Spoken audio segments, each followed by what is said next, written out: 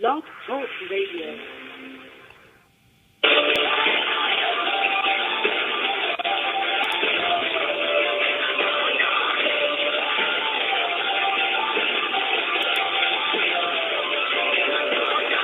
Good afternoon, everyone. Welcome to another episode of Light Sports Ramble.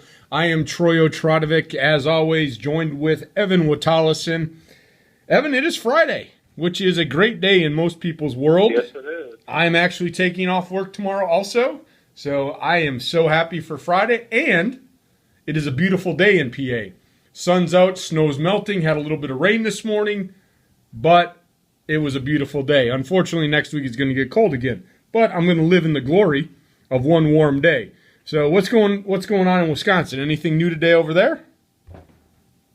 Not much. The sun is shining here. I know, like, the northern part of the state was being hammered by snow, and we were getting a little bit of snow this morning down here, and some very strong winds. But it's pretty, the wind's still blowing here, but it's the sun is shining at least, and it's up to 30, which is good. But, yeah, not too much news here in Wisconsin today, but, there were, some big news yesterday I guess medium-sized news coming out yesterday, with the NBA trade deadline. So, yeah, we can touch base on that a little bit. I know we're still waiting on our guest to join us, but... Yeah, we'll fill the listeners in today. We had scheduled to talk with Paul Henning. He is the founder of SaveOurBuckscom. So while we're waiting for Paul... The listeners that are listening in, today's episode is centered around the website SaveOurBucks.com. I do have his Twitter logo up on the screen for the YouTube listeners, but it is very informative. I actually learned some stuff today, Evan, when I went on the site and looked at the history. And I didn't realize, and I know we're going to get into the trade deadline, but I didn't realize the Bucks had not won a playoff series since 1991. I didn't realize that. I didn't think it was that long. That is horrendous. That is horrendous. It should be 2000. It should be 2001. 2001. That's what I meant. 2001. But that's a long time. I didn't think it was that long. But they're terrible. I looked at the stats and I looked at everything. It's crazy. It is just ridiculous. But we are waiting for Paul Henning to join the show, and there he is. I was thinking maybe the crazy lady got a hold of him. But I'm going to welcome him in, Evan. And when I welcome him in, I'll let you give the introductions to Paul. Welcome to the show, Paul. Thanks for having me, guys. How you doing? Good. Doing all right. So just so our listeners know, our guest is Paul Henning, and his Twitter handle is BrewCityPaul. And as it says on Twitter, he is a man on a mission to save our Bucks, and he's behind SaveOurBuckscom. I'm sure people seeing the billboards around town. So I guess to start you off right off the bat, what was the purpose of creating SaveOurBuckscom? What was the purpose behind it, and what are you hoping to accomplish from it? Well, there's a lot of frustrated Bucks fans that have watched the team slowly decline, specifically over the last 10 to 12 years. We had a great run in 2001, 2002, and a number of moves that were made in the successive years have just continually eroded this team's success and the fan base. So after seeing the last two trade deadlines where Andrew Bogut, who was hurt at the time, was given up for Monta Ellis to make a run at the 8th seed with Brandon Jennings. A lot of fans were not happy to see that move made.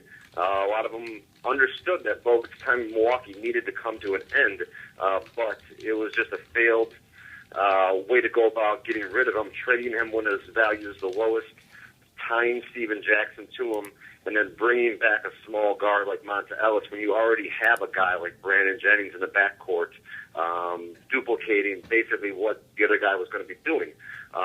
Last year was kind of the final straw where we took Tobias Harris, who Bucks fans were clamoring for him to get more playing time. He started out the year as a starter and played extremely well in Game 1 versus the Celtics and Paul Pierce. Started for, I think, another 10 games and then lost his job to Marquise Daniels, who is not even in the NBA right now. So we wanted to move up in the standings. We thought we could go from an 8th seed to a 6th seed maybe. We thought bringing in J.J. Redick was going to help us out, but it made no sense when you already had Monta Ellis and Brandon Jennings playing 40 minutes a night. Where does J.J. Redick fit into that? Add to the fact that he was, a 2-month rental, and Tobias Harris is a promising young player that put up some real nice numbers. And Bucks fans just had enough, and we've been, talking, and the idea came together pretty quick, offhand. For the billboard online, we discuss Bucks issues ad nauseum. We go about every single angle. I think there's a 350-page thread on Tobias Harris still. But the idea behind Save Our Bucks was brewing for a long, long time, and the site went live in early November. And some guy said, how about we put up a billboard? We said, okay, what do we want to put on it? And graphic designer that was on there as a Bucks fan, threw out some ideas, and somebody decided, hey, let's put up this campaign fundraiser on Indiegogo. The thing went live, and 48 hours later, we had the cash to put up a billboard. We raised $5,000. So the idea moved forward. It gained steam real quick because there is a lot of passionate Bucks fans out there, but there's a lot of people that have just given up. And we're trying to, speak for those that don't care enough to speak anymore. So the start of the season was what it was. Larry Sanders got in bar fights, kind of tanked the whole season on himself. What we wanted to say to management was, it's okay for us to be bad. We can withstand this if you build this team the right way. The reason the bottom has dropped out is because you keep eroding the talent base on this team by making short-sighted moves to go after a Monta Ellis, to go after a J.J. Redick. And if we had just kind of stayed the course and tried to, deal our players when their values are maximized, instead of, constantly chasing that 8th seed, we might not be in this position. So the season, has progressed to the point where we're pretty much locked in at the number 1 seed to get the number 1 pick, but there are no guarantees. It still gives you, a 1 out of 4 chance. If we have the worst record in the NBA, the worst pick that we can get is 4th. So any which way you cut it, if we're in the top 4, we're going to get a quality, high talented player. So Bucks fans and Save Our Bucks believes that top 5 pick is necessary for the future of this franchise. The only time that we've had real success is on the backs of top 5 picks with Ray Allen and Glenn Robinson, and then Andrew Bogut. So it's a talent-driven league. It is a players' league. If you don't have talent, if you don't have the players, you're not going to do much. That's just the bottom line. You said a lot there, Paul, and I'm going to break some of this down. I know yesterday was the trade deadline. Sorry about that. Oh no, that's great. That's great. That's exactly what our listeners need to know, and Evan will agree with me that there's some things in there that you said that we've talked about in the past. And the one thing that stood out to me, and I'll touch on that, and then I want to go back, and I follow you on Twitter, and I was reading some stuff. You were getting into a little Twitter conversation about the trades yesterday, and I want to touch base on that. But the one point you said, got a lot of fans fired up yesterday. Well, they should be fired up, because what you said is exactly right, and it's what Evan and I said probably a few weeks ago. But the one thing, and this is why I'm saying that, and I'm going to touch and kind of combine both of them. You had mentioned there's some fans that have just given up. And the reason they've given up is exactly what you said. There's no darn direction. I'm okay with them losing. I'm okay with them being 10-72 if there's a plan in place. But there is no plan.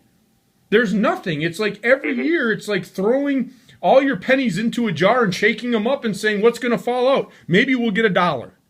That's what I feel like as a Bucks fan. And so I think you hit it right on the head. So let's go back to tomorrow. And for those that don't follow you on Twitter, let's talk about the trade and what your thought is and where they went yesterday, because I don't have the tweet up, but I think you had tweeted something like, this still doesn't prove that management has went in a different direction. And so kind of give me your thoughts on what you thought about the trade deadline yesterday and what went down with the Bucks. Well, Gary Neal was basically the only lock to be moved. He was the guy that everybody knew was on the table. He didn't have a huge long-term contract, so it wasn't an albatross. He did have that one extra year that we were looking to clear out, and the roster spot to clear out. So there was a decent number of interest. Gary Neal obviously was a playoff contributor on the Spurs last year, so teams know what he can bring to the table every few games. He can bring scoring, shooting, veteran play, but wasn't the right fit for our team anymore. And John Hammond did what he had to do. He did a good job. Everyone thinks that I continually, don't like Hammond, but I like John Hammond being able to make his own decisions. That's what I like. I think Chris Sheridan was the one that put it out there that Gary Neal was the only player moved yesterday that had another year on his contract. So teams are very reluctant to take on players that had deals beyond this year. Teams were very reluctant to give up any sort of first-round, second-round draft picks. So I think, John Hammond did well. He brought back, another fan favorite. That seems to be a common theme this year, bringing in former players. But it's been something the Bucks have been doing for decades. So it's no big surprise. I think Ramon will, add something to the point guard position, hopefully move Brandon Knight over to the shooting guard. But clearing Gary Neal out was the right thing to do, and moving Ridnour was, fine as well.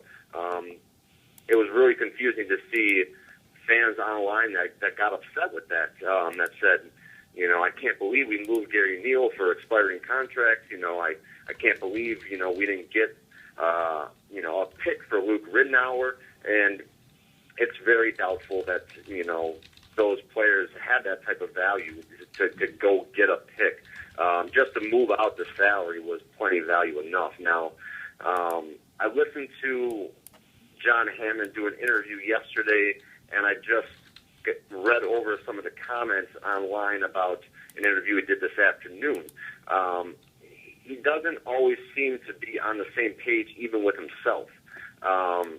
Gary Wolfel was saying, Bucks officials are saying this is not going to be a 3-year rebuild. We have to make the playoffs next year. Herb Cole is hating this year right now, and he has to see an improvement next year, which means going out and signing veteran players. But now this afternoon, John Hammond was on the radio on SSP and said, listen, we are rebuilding. This is not a 1-year rebuild. The worst thing that we could do is to rush this job, rush this rebuild, and cheat the process. And I think that's just music to our ears because he's talked about the Oklahoma City Thunder model, getting those 3 high draft picks to build around. You really need 3 top talented players in this league to go far. Giannis can be one. The upcoming draft, we can get our second player. And next year, I don't think we'll be so bad we'll be contending for the number 1, but you never know. We still will likely be in the lottery and be looking at a very high draft prospect. So as long as that's what happens, I'm on board. I'm happy, and I think Bucks fans are happy. Yeah, a couple of things. I kind of want to touch base on what you were saying. I guess the first one being the trade that didn't happen. That first thing was Earson not being moved, and the rumor circulating that Herb Cole was the one that didn't want to pull the trigger on that, and kind of goes along with what you were saying to begin with regarding Herb Cole wanting to make a push at the playoffs next year. And now you have John Hammond saying how we can't rush this rebuild. Now, does it kind of indicate to you that maybe Hammond and Cole are not on the same page, as Hammond wants to rebuild from the foundation up, as Herb Cole just wants to put some Band-Aids on a couple cracks and push for that new seat again? Do you think that's the biggest thing, is they're just not there on the same page? It's starting to seem that way. Just going off of, body clues and the way you speak about something, it seems like, what Hammond was saying on the pregame yesterday on Fox Sports was more of a message from above. And what he was saying on the radio today was more of his own words. It does seem like there might be a disconnect between upper management ownership and the GM position. We do have David Morway in here now from last summer, who was the head GM at the Pacers for 5 years. He helped build the team that is contending right now. He is our assistant GM. So I think that's something to keep a very close eye on. There might be power struggles going on behind closed doors. I'm not really sure, but it seems like there just doesn't seem to be everybody on the same page. John Hammond, I think he can, do the rebuild the right way if he's allowed to, and that's what we would all like to see. Let the basketball people make the basketball decisions. I understand an owner is always going to have a say, and he's always got the final write-off on a deal. But in the end, you really want to put people in place to do their jobs and not let them do their jobs. Well, Paul, I'm gonna touch on a point that you're talking about right here with Hammond, because for those that are going to go to the website, and I'll say this before I get into the question, I really like your website, the way that it's set up, and I like your little comment about reading all of the little parts in order, because they make sense if you read them in order. So I think you guys did a great job on the website. But when you talk about how... Yeah, there's a team of guys behind us, so I don't want to take all the credit myself. There are other guys that are working on this. The founder is a longtime season ticket holder, and he does all the writing on the articles. We contribute ideas, but yeah, I handle the spokesperson side of it. So yeah, it's really a team effort by a group of fans. Well, it is set up. It is just awesome. I mean, it's very easy reading, easy to navigate. And I'm going to point to the section that talks about how can the Bucks regain prominence, and that's when you talk about the Renaissance man. So, in your opinion, is Hammond that Renaissance man? And if it's not Hammond, who do you think would be a great person to be able to come into Milwaukee, if anybody would want to, and be the guy you're talking about? Because I understand exactly where you're going, but do you think and do you believe that John Hammond is that man? Because you talk about Cole and the power struggle, and so give me your thoughts on that. Well, it's really difficult to do a full evaluation on John Hammond's job performance because we don't know the level of meddling or autonomy that he's had. We do know that John Hammond was the assistant GM in Detroit with Joe Dumars during their playoff run in the early 2000s. They built a team that was better than the sum of all of its parts. They were excellent at scouting. They were excellent at trades. They were excellent at identifying players who were buy low candidates, and then had a resurgence in a system that they created and built. Once John Hammond left there, he came to the Bucks, and Joe Dumars and the Detroit Pistons front office seemingly fell apart. So that's a big positive on John Hammond, obviously. His first few years in the Bucks organization, he was cleaning up some of the Larry Harris deals. He moved out Mo Williams and Desmond Mason, and we had the Fear the Deer year. In his third year, he won Executive of the Year. So he made some great, shrewd trades. But then after that, it seems like we had a taste of success, and maybe he got a directive from above that we needed to go and push even harder. So we rolled the dice on just a number of low-character guys like, Corey Maggette, Steven Jackson, Drew Gooden. They seemed out of place when you compare them to the earlier moves. So I don't know if John Hammond is that guy. It's really difficult to fully evaluate him. I do think, like I said before, David Morway's presence is very interesting and one to watch.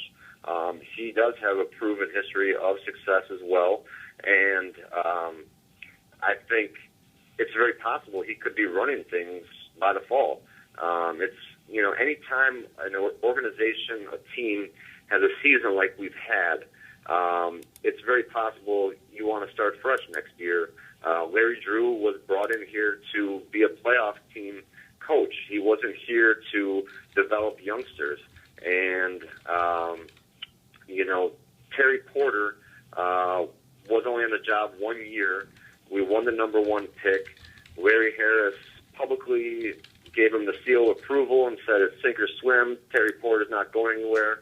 And then we ended up firing him and hiring Terry Stotts about 2 weeks later. So it's going to be an interesting offseason. And the Bucs fans have a lot to look forward to.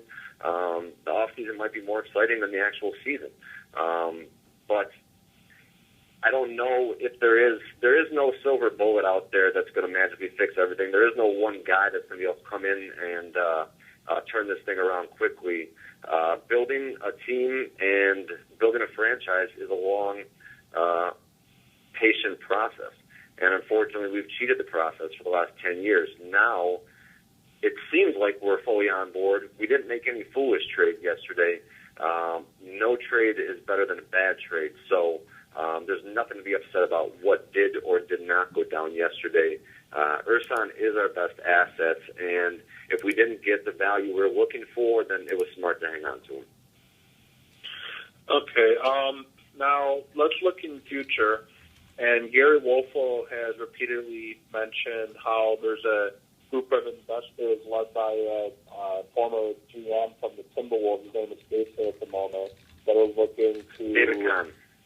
Yeah, they're looking to get involved in an ownership group with Herb Cole, as Herb Cole is looking to, I guess, it sounds like, give up some control in order to help try to get this new stadium. What are your thoughts on this ownership group that's trying to step forward and take some control away from Cole? Well, I don't think there are any Bucs fans that I've talked to that believe that that's a positive development. David Kahn does not have a very good track record with the philosophies that we are endorsing. There's a number of people that I've spoken to that said that information is completely inaccurate. I really don't think bringing in David Kahn is the right move. It just really is not the right move for us. So when we look at all the moves that are made, and we talk about, Paul, that Bucs fans have a lot of good things to look forward to, a good off season and all these things. And so let's say some of these pieces fall into place. We talk about a good top 5 draft pick. We do the right things. We make some good moves. Let's switch over here as we're getting near the last part of the show.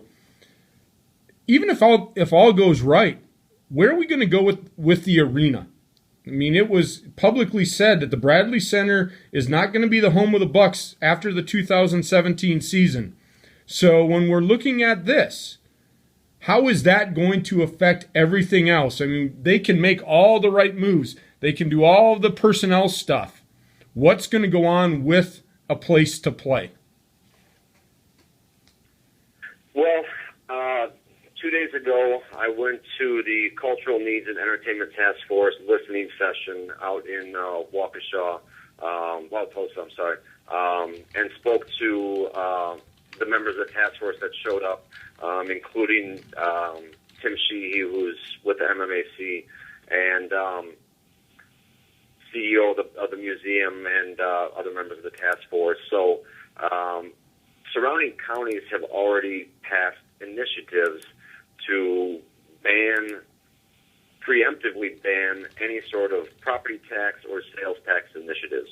That doesn't mean it won't go down, but it's not a good sign. There's a lot of public money sentiment lingering from the Miller Park build. I understand, the idea of building a building for millionaire athletes to play. When you simplify the idea like that, makes it sound bad, but the number of cities in the United States that have two franchises, an NBA franchise and a Major League Baseball franchise, are pretty few. I mean, if you look at the list, it's the big cities. It's Chicago. It is New York. It is Houston. It is Los Angeles. The Bucs fit in there somehow because we have the Bucs for 46 years now. We have a committed owner in Herb Cole. That's something that the Seattle Supersonics did not have. They were looking to make a buck and sell it to the highest bidder, but they did not get the public money that they needed to build the stadium. So that's what started that whole process for them. Now they're in the process of trying to get an NBA franchise back, and they're thinking either expansion team, which Adam Silver has said is not going to happen right now, or they're looking at the Bucks because the crosshairs are on us right now. So it's going to take a lot of creative thinking from the business community. They're going to have to raise as much private money as possible because asking for public money in a city that needs better schools, that needs better roads, that needs more police is a tough, tall order to sell to the public. But it's about more than just basketball. The Bucks are taking all the vitriol of this whole effort right now. But if this building is built, they only reside in it for 41 nights a year. There can be concerts. There can be, the Disney on Ice events, monster truck events like they've done at the Bradley Center. But that building is just plain falling apart. It's not that old when you think about it, but it is the second oldest stadium in the NBA behind Madison Square Garden. So there's a lot of things going on, like the roof is falling apart and the water system's falling apart, that you cannot remodel that place. It has to be rebuilt. So putting a new arena downtown is going to create jobs. It's going to put people to work. It's going to spur the economy. It's going to build a better Milwaukee for tomorrow. And I think if we let this franchise go, it's going to be a blight on the city for years to come. People say that, an NBA franchise isn't an economically positive thing for a city, but, why are other cities always trying to get one? That's what I like to say. Las Vegas obviously wants one. Louisville's ready to go. Seattle, obviously. Virginia Beach actually wants to build one. So there's at least 4 or 5 cities that'll line up to take the Bucks if they are ready to go. Okay, looking at the time we have left, looking ahead to June, Jabari Parker, Andrew Wiggins, or Embiid, who do you take if you have the number 1 pick, and why? Right now, I'm taking Andrew Wiggins. He's been my guy since day one. Paid attention to him in high school a lot. I think Kansas does not showcase his abilities completely. I think he's got the most NBA-ready body. He's got the most NBA-ready position. He's going to provide a 6'8" frame to put at the shooting guard position. It's very enticing to put him next to Giannis. He's a guy that will add to the core of Giannis, Henson, and Sanders. If you draft Jabari Parker or Joel Embiid, either one of those guys is going to replace one of those guys. Either John Henson or Larry Sanders will need to go. So I think Andrew Wiggins is the best fit right now. I think he's got elite athleticism that's going to translate to the next level instantly. And the wing presence that we have between Wiggins and Giannis is going to be suffocating for opposing teams. So I think you bring Andrew Wiggins in and make him the number 1 pick if you got it. Well, I don't think, and we had a guest on before, Paul, and said, really when you look at the depth of this draft, they can't really screw it up at the top, can they? I mean, Wiggins would be a great really. pick. I mean, they should be able to get a quality player where they're going to finish. Wouldn't you agree? Absolutely. I mean, with the number 1 pick, I mean, there's only been 5 or 6 real busts over the last 29 years. 60 seconds. So, I mean, you have an 80% chance of getting a all-star or a very good player at the number 1 spot. It's low likelihood that you're going to get an absolutely terrible player. Obviously, you can't predict injuries or anything like that, but I think all these guys, are going to bring something to the table, and they're going to be able to help right away.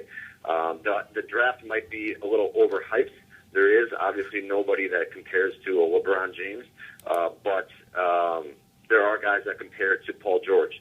And I think any fan that's been watching the Bucks would take somebody like that. Well, we're running out of time. I wish we could have you on even longer. There's a few other questions I wanted to get to that I wasn't able to get to. 10 seconds. We'd love to have you on again sometime to further this discussion. Absolutely. This year has still got a couple months to go, and we'll be looking at the draft lottery when that happens, and then we'll be paying attention to the close draft. And we're not going anywhere. Feel free to reach out, and we'll talk again. Oh, definitely, Paul. Thank you for coming on the show. I'm actually a pretty avid follower now because even though I live in PA, I am a huge Milwaukee Bucks fan. So I remember the days of Paul Molkeski, Sidney Moncrief. Those were my days growing up, and I loved watching those teams that were really good. And so, with that said, everybody that's listening in, go to the website, SaveOurBuckscom. On the website, the coolest thing is get a T-shirt. Get a T-shirt that says SaveOurBuckscom. It's a great design. I saw it on the website. I may have to put an order in myself, Paul. But again, I thank you for coming on the show. With that said, everyone, we will see you at the next red light. Enjoy your night. We'll get back at you tomorrow.